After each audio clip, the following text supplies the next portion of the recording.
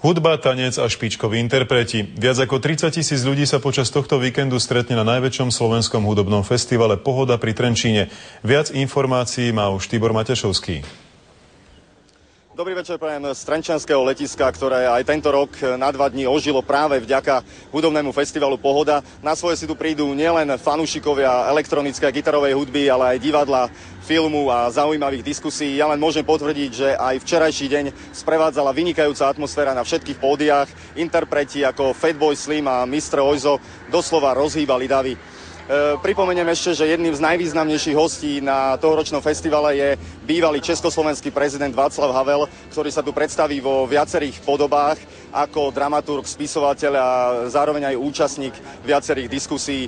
Hovoril som s políciou, tí neriešili žiadne vážnejšie problémy, rovnako aj zdravotníci ošetrovali len drobné poranenia. Na záver ešte asi dodať, že festival bude aj tento večer pokračovať do skorých ranných hodín a to je odo mňa na túto chvíľu všetko.